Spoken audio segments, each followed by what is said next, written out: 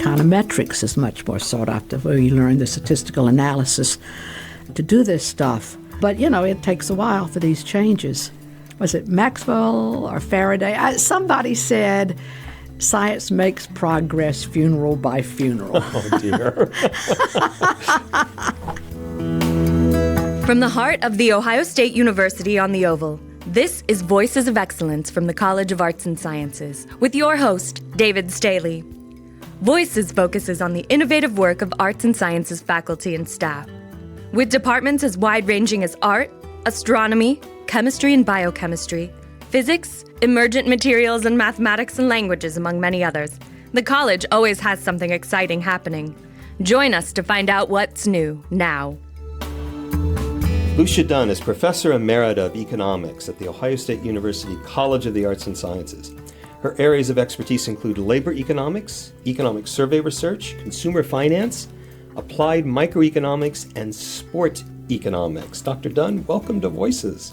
Oh, it's very nice to be here. And just from that introduction, it seems that you are interested in lots of different areas, which I don't expect that necessarily from an economist. Am I seeing this right? Do you have very broad interests? I've worked on a lot of different diverse issues, and I think that comes from being an applied, empirical economist. Economics today is divided into two branches. You have the theorists who do a lot of mathematical modeling, game theory, all that stuff.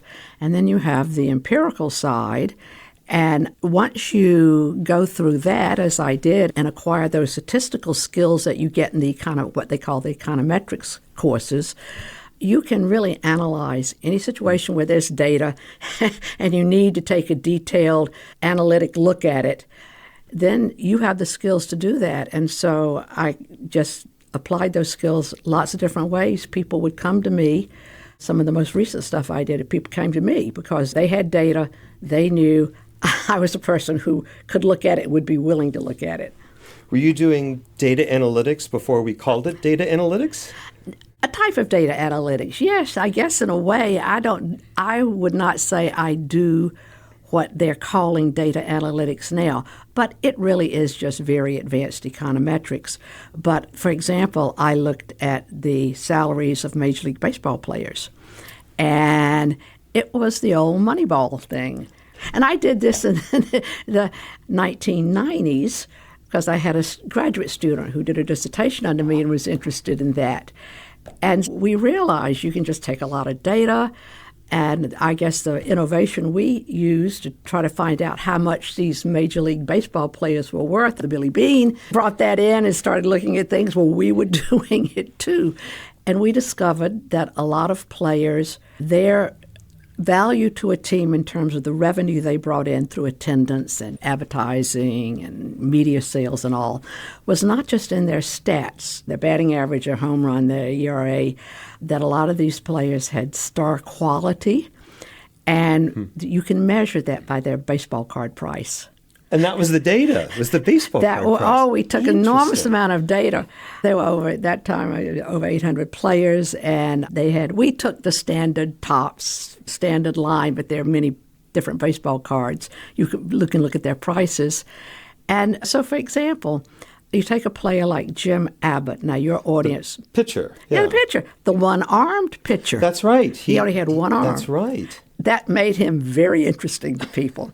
And he's a pretty good pitcher, too. Well, it was for Major League Baseball, yeah. But it was like maybe the high end of average for a Major League pitcher. But he packed the stadium when he pitched because it was so interesting to see a one-armed pitcher. And so that was reflected in his baseball card price much more than in his actual ERA, his stats. He was a star.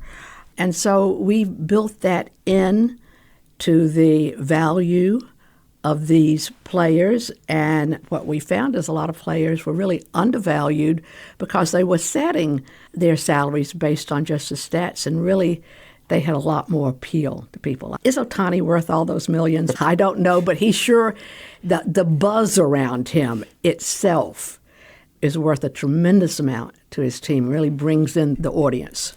I want to take you back to graduate school. Okay. You had said that there's this sort of division in economics between theorists and empiricists. So what was it like being an empiricist when you were in graduate school, as you were training to be an economist? Was that sort of the accepted practice and it was the theorists who were out in the wild, or was it the other way around? No, the theorists had really taken a firm grip on the profession. This is like after Samuelson. After Samuelson and this Kenneth Arrow, and these are really big names. They're very bright people, had some really interesting ideas, but the profession took a theoretical turn, and us empirical people didn't have as much sway, I would say. It's not that we weren't needed, because companies, businesses, the government, NGOs, everybody needs to have data analyzed and looked at. But in terms of influence in the profession, I think the empirical people had less influence than the theorists. So why your interest in empiricism then? Maybe it goes back to the fact that I grew up in a very underdeveloped part of the country, South Carolina. And I was born and raised in South Carolina. And I saw so much poverty around me. I saw so many problems. And I got interested in looking in a very concrete, hands-on way at some of those problems. And in fact, I did my doctoral dissertation on a cotton mill village in Georgia. The textile industry at that time was the only big industry in the South. And looked at a lot of interesting problems those people had that I thought were being overlooked. And then as I got into the profession and started working on other industries, and I worked on the plastics industry, AT&T. I did a study for General Motors, the U.S. Army. I began to see that some of those same things I was seeing there and on a cotton mill applied to a lot of industries. And I want to dive into some of this research. So I know that you've worked on labor supply curves. Labor supply curves may not slope upward in many markets, right? Especially in low-income markets. Now, I took introductory econ years and years ago. We learned that when wages go up, people work more. Your research suggested maybe that's not always true. Not always true. As an average, they get that line for how labor supply looks from taking very large aggregate data sets where they're just dumping everybody in. And I'm not knocking looking at averages. It certainly tells us something, but it misses something from many markets. And actually, I think it misses a phenomenon that's growing right now in our economy that I can address.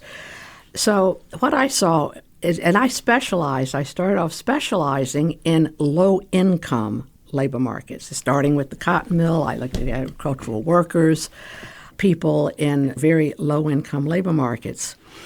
And what the typical labor supply curve, like the supply of anything, the price goes up and the price of labor is a wage, that goes up, well, more of that commodity comes out, whether it's a product or whether it's labor, and that would give you this positive upward sloping relationship between the price and the quantity of that commodity, labor or any other product. But what I saw and this is another way I worked differently, I actually went and did surveys of the people where I was gathering the data instead of taking just data, because you can't get this level of granularity usually from government data sets. You can cut it off by some income level and look at it by income levels, but you miss a lot of important details about what's really driving the behavior. So for many years, I worked solely from data that I had taken. And in this cotton mill village, I went door to door and sat down and talked to people. All right, so for those people, if you said to them, we're going to have to cut your wage, and in fact, this actually happened. If we have to cut your wage, do you want to work more or less? Same job. We want to work more. And actually, that company changed hands. I went back. I did a follow-up study. I was looking at those people almost 2 years. The company had changed hands in the meantime, and the new company came in that owned this mill and did cut the wage, but they added the Saturday shift. So when I interviewed the workers, they said, it all comes out the same. They cut our hourly wage, but they added the Saturday shift. And so what it was saying is that they had some sort of, in my published work, I called it a target income that they had to make in order to continue to live there. And of course, you can say we can always move. And economists, one of the basic assumptions of this competitive model they use for everything is perfect mobility. People just get up and move to another job. It's not that easy. I looked at that too. I actually quantified how much people were willing to take less on a job not to have to move. It's very disruptive. And getting, I think, more, and if this thing about AI is going to wipe out large quantities of labor, we're going to see that the immobility is going to be a real factor. People with children don't want to take them out of school. There are not going to be that many other jobs around to move to. So what these people were saying is, all right, my wage goes down, the quantity of labor I want to supply goes up. That implies a negative, downward sloping labor supply curve. You pay me less, I work more. And the reason as I question people, the reason is the fixed financial obligations people have. And this is also growing. All right, so they had insurance payments they had to make every month. They had a car loan. They had rent or house payment. They had many of these sort of fixed financial obligations that they couldn't change. Their insurance premium didn't change just because they cut the wage at the mill. And so what they tried to do was to work more to make it up, to get this target income they needed in order to live. And I think that's one thing that led me into my interest in credit card debt. I did a lot of work on credit cards, and we did some wonderful surveying here at OSU. I can talk about the surveys we did. And I definitely want to ask about credit card debt. But before we get to that, if the labor supply doesn't behave the way standard economics predicts, and what are the consequences? It has either theoretical or real world. Well, the way we've been analyzing with an upward sloping supply, a downward sloping demand, they intersect at a certain point that we call the equilibrium wage. All policy, federal government policy, we have enormous labor laws regulating wages, overtime, hours you can work, all this stuff. All of that sort of depends on that standard model. And if your demand curve slopes down and your supply curve slopes down too, you may not have a stable equilibrium in these markets. And I think you don't a lot of markets. But the standard model can't analyze it that way because they assume the supply curve of anything slopes up. And there are some cases they talk about the backward bending supply curve where they will acknowledge that if you get to very high income, Elon Musk type people, then if you pay him more, he may want to take a little more leisure. He say, I got enough money. But that's a very special, small group of people. And for them, the labor supply curve, they call it the backward bending. It may come down again a little bit, but it's not like what I saw where from hour one, if you cut the wage, they worked more from the very first hour that they worked. It was downward sloping. It did not help me professionally because people, nobody wanted to deal with that. And so a lot of this was just ignored. But it gave me a lot of impetus for a lot of other things I did that I think did matter. Is that still the case? Has it still been ignored?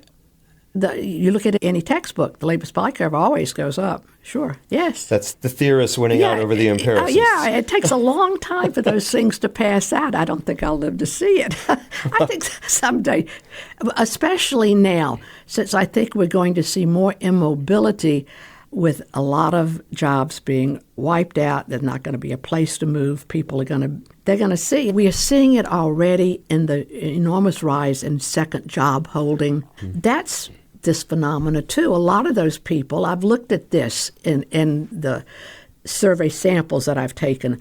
A lot of those people who take a second job take it at a lower wage than their first job. But they've got to have more money. So in other words, you cut their wage and they are working more. But that has not been incorporated into any of these discussions of this second job holding that I've seen. I'm sure some people are working on it. Don't take that as the gospel. I'm not the only person that knows this for sure, but it's not mainstream discussion. You had mentioned your work on credit cards, card debt. So I know one conclusion you've drawn is that younger cohorts of credit card users are taking on debt levels at higher rates and paying off their debt at lower rates than older cohorts. Why might that be? Well, I'll tell you, and this goes back to, I have to give a shout out to some very good survey work we did here at OSU. We had a survey research center.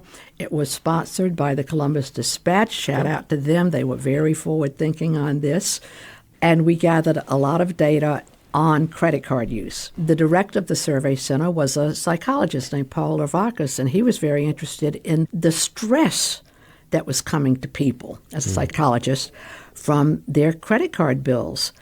So that went on from 1996 to 2002, and then that survey phased out, but the Center for Human Resource Research here at OSU started another survey, and I worked on both of these. I managed the credit card section on both of these surveys.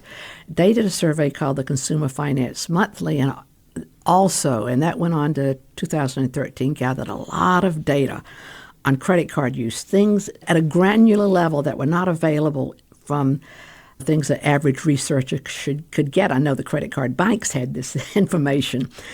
All right, I did work with a graduate student named Sarah Jiang, and we took this data. We combined both what we had gotten at the Buckeye State Poll, the one here at the Survey Center in the College of Arts and Sciences, and the Center for Human Resource Research data, and we took it by age category. We took the respondents by age category, 18 to 24, and then 25 to 30, and 35 to and on up. And what we saw was that the younger cohorts are taking on credit card debt. We had a complete information about how much debt they had, what they charged every month, what they paid off, and all of that. They're taking it on at a higher rate than older people and paying it off at a much lower rate than older people. Your grandmother probably does not have a credit card problem. These young kids, and you go out on campus and you'll see them all over the place pulling out their credit cards to buy a $4 coffee at Starbucks. Credit card debt is a real problem with them. And you can just project where this is going to end. I think we're already seeing it, defaults on credit cards. So the credit card debt now totally for the U.S. is $1.27 trillion. I got that from Google yesterday. That's very high. And default rates are going up again. In the Great Recession in 2008 and 9, we saw default rates headed towards about 9%. Right now, the average default is 5.6%, but rising. And the debt is just so much higher than it's ever been. And it's going to hit, what we're worried about, it's going to hit very hard on young people. That's what we saw. So this behavior, for lack of a better word, this behavior of young people, is this mainly about economic conditions, wages, housing, or are there behavioral or cultural changes at play here? I think there are cultural changes. It's hard to pin it down. There are certainly a lot of just real, flat-out economic challenges for young people, and especially with the heavy student debt loads they're carrying. That's $1.8 trillion. But everything you see online, everything on TikTok, everything on the media says buy. Consume. And, the consumerism has really taken over. And it's so easy to pull out a credit card and pay for these things. And so I do think there's an attitudinal change. Debt used to be a very bad thing to people. If you lived through the Great Depression, and I interviewed many people who did, oh boy, you don't want to be in debt. You really get wiped out when the downturn comes. And I don't think the young people think about that much. And they haven't seen it. I hope we don't see it. But history says otherwise. These things come in cycles and come and go. Now you're in my territory. You've also done work that suggests that credit card debt increases consumption expenditure in the short run, but decreases it in the long run. Can you explain these findings to us? Yeah, and that was done from a large government data set, the U.S. expenditure data. And I did that with a graduate student named Tufan Akichi.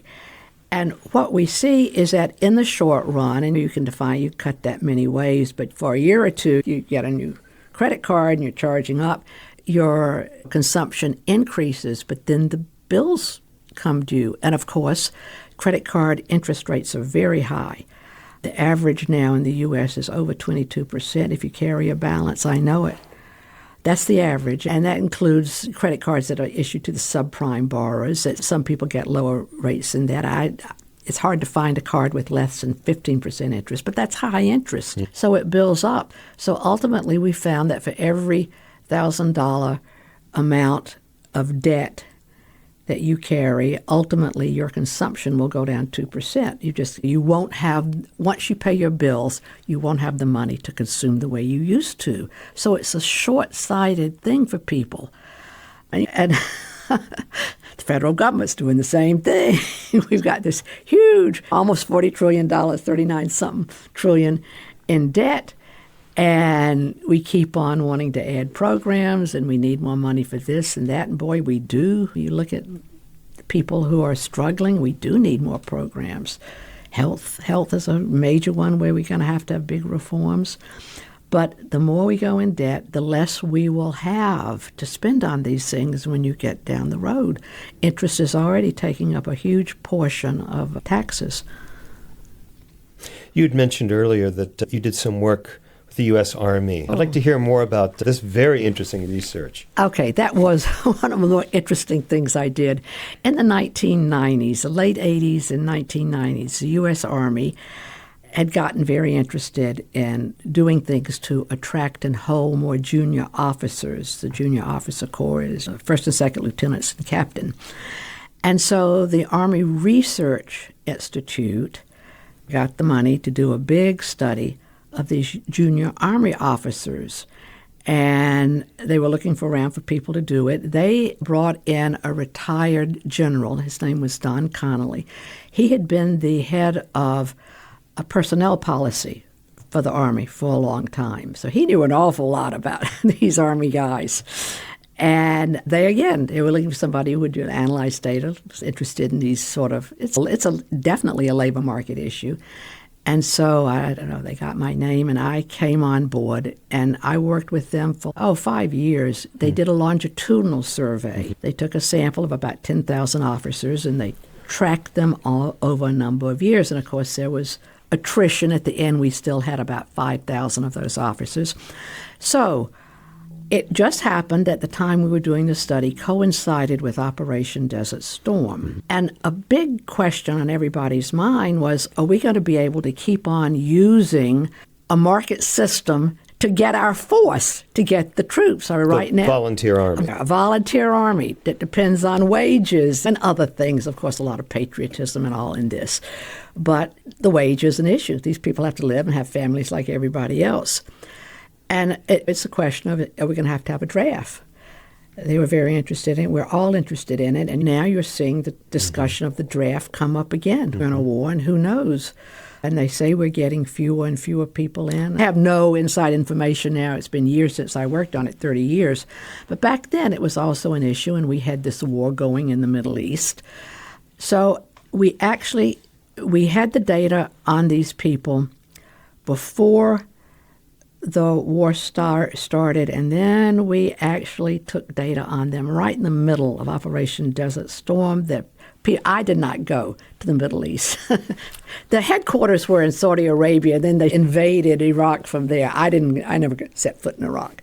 But there were people in the Army who administered the surveys for us, so we actually got data from guys who had been deployed. And it was very interesting ways to compare it. You can compare it with before the war, during the war, people who were deployed during the war, people who were not deployed during the war. Just to make it simple and in very general terms, what we found is that the wage that was being paid, and they, right from the beginning, before the war, they thought they were underpaid. At that time in 1990, a captain, and everybody gets paid the same, with some exceptions, because it goes up with rank and number of years service. All right, but a captain who was married, you get an allowance for your family with 2 children, was bringing home about $40,000 a year. All right, but they were working 57 hours a week. And when they got deployed, that put another 10 hours on them. So they were working almost 70 hours a week under deployment in Operation Desert Storm. All right, so that meant their hours had gone up a lot. Their wages did not go up a lot. All right. what we found, all right, so in that situation, could you depend on a volunteer army? Do we have enough money to pay them?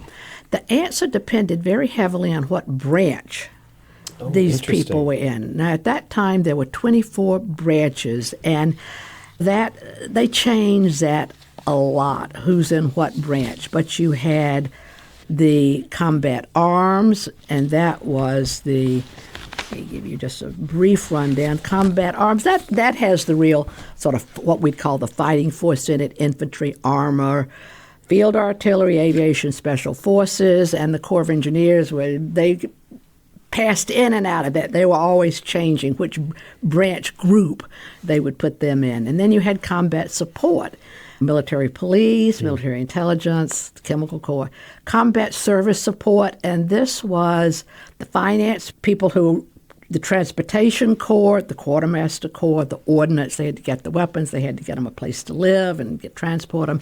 And then you had, and this is where the real problem was, the special branches. Those were mainly medical. Doctors, dentists, veterinarians, nurses, the medics. Okay, now what we found is that when the war started and these people got deployed, where the real increase in what they needed, and I had a survey technique that let us see how they valued their time and what wage it was going to take to hold them in a volunteer army. It really went up in those special branches. The highest was the doctors.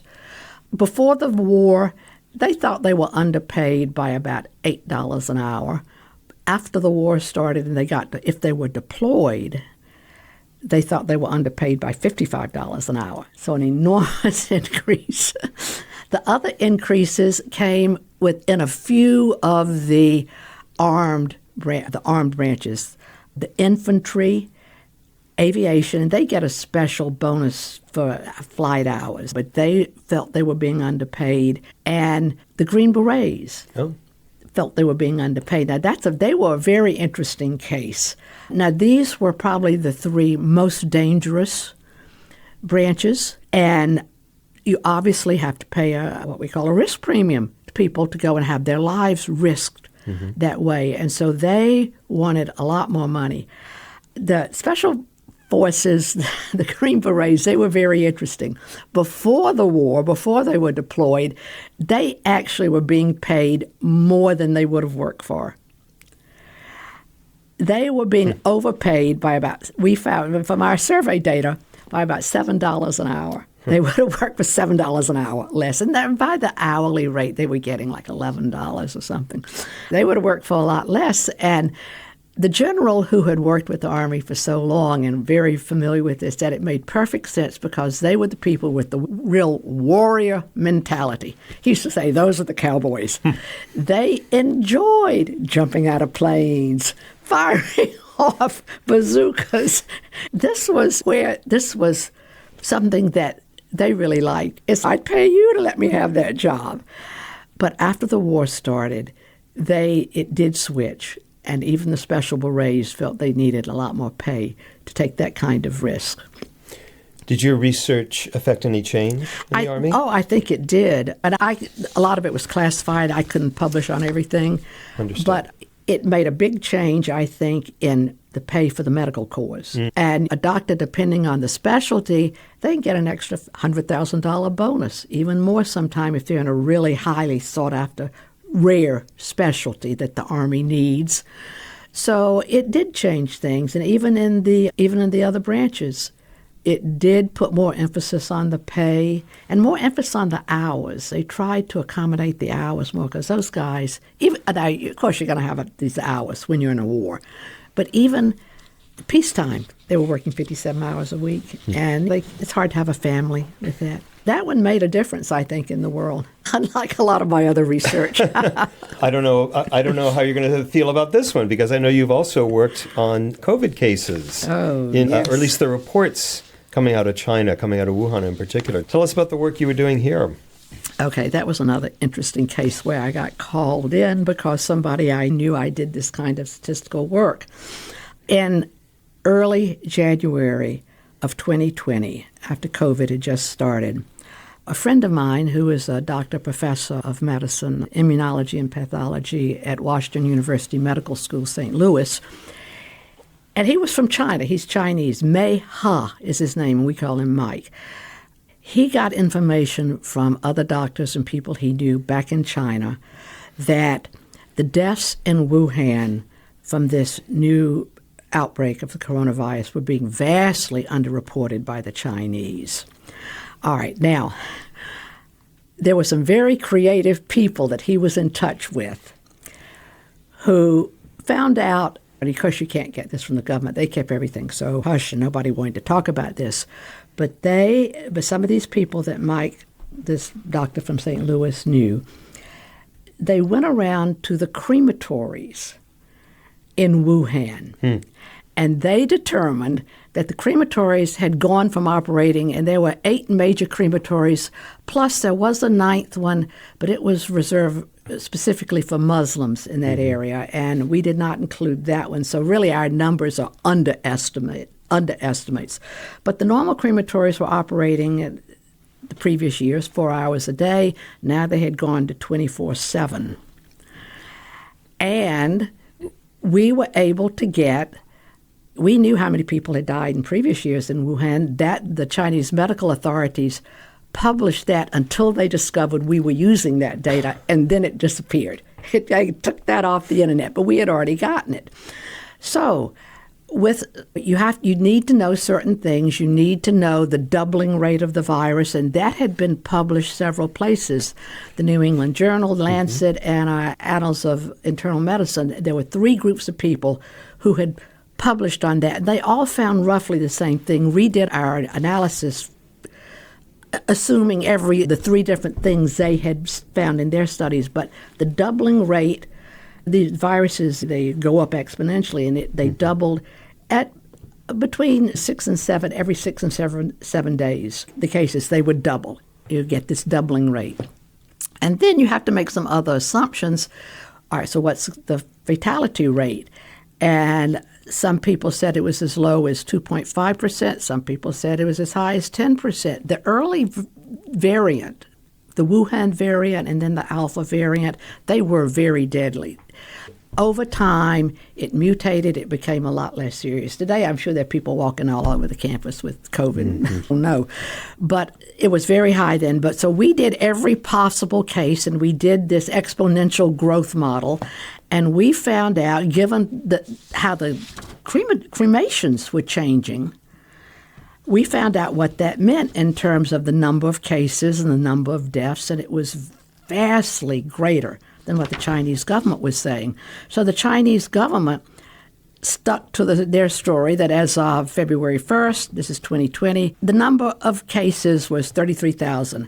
Actually, now depending on the assumptions we made about which doubling rate and which fatality rate, but there were no less than 200,000 and maybe as many as almost 1 million. Yeah. If you took the faster doubling rate and the lower case fatality rate, because you have a high case fatality rate, those people die, and the cases shrink.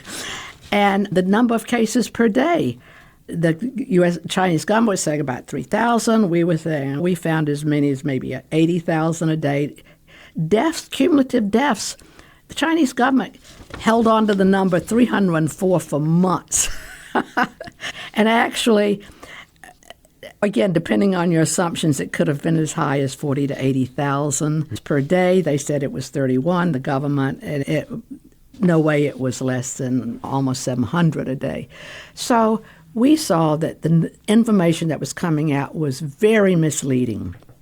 And so we analyzed the data, and we were working with other people. We were working with doctors who had these contacts in Wuhan, and they would not put their name on it because they said there'll be repercussions in China. The Chinese doctors, and even some American doctors said, I have family in China, I can't sign on to this. There'll be repercussions, and actually there were. But Micah, he and I, and we had done maybe the majority of the work, it came out under our name as a preprint. We wanted it to go into the medical preprints because we thought it would get to the medical community faster that way. When that kind of thing is happening, you've got to cut off people coming from China. And that was the big controversial issue, and finally our government did cut it off at the end of January, and everybody screamed xenophobia. I think in Europe they never cut off the flights in from China, or it took a long time. But anyway, we had trouble getting that out. The main medical preprint service, well, they'll publish it sooner without going through this long refereeing process. They wouldn't take it. They said, oh, it's inappropriate. They couldn't take, this is MedArchive, they couldn't take something. They didn't say this. She said inappropriate. But they weren't going to take something that said the Chinese government was lying. The medical professions get a lot of money from China, and the journals get a lot of money. But we put it on to non-medical preprint services, GATE and the SSRN, Social Science Research Network. They do a lot of health economics. And it was viewed by thousands, actually tens of thousands of people from the records they gave us. And the whole idea was to let people know. Don't listen to what the Chinese government is saying. It's much more deadly. There are many more cases. And the bottom line is you have to control people coming in from China. But it was too late, really. To take us back to the beginning of our conversation, I think you've made a very convincing case for the value of empiricism in economics. Thank you. Could you see the pendulum switching away from theory and toward empiricism again in economics? Could that happen? I think it is happening. I think it's been happening for a while, because if you look at job openings, that's a major gauge of that. There are many fewer job openings for pure theorists than there were. And a really capable young person doing empirical economics is much more sought after. Econometrics is much more sought after, where you learn the statistical analysis to do this stuff. But it takes a while for these changes. Was it Maxwell or Faraday? Somebody said, science makes progress funeral by funeral. Oh, dear. No, I don't think it was. It may have been Maxwell, but no, I don't think so. I can't remember now which very famous scientist said that. And that's true in all fields. The fields are, the tone and the direction is set by the people at the top, who tend to get older, and they retire and they pass on. And I think things are changing at the junior level, where more young empirical people are coming in. Lucia Dunn, thank you very much. Thank you. It was a pleasure to talk to you. Voices of Excellence is produced and recorded at The Ohio State University College of Arts and Sciences Marketing and Communications Studio. More information about the podcast and our guests can be found at go.osu.edu/voices. Voices of Excellence is produced by Doug Dangler. I'm Jen Farmer.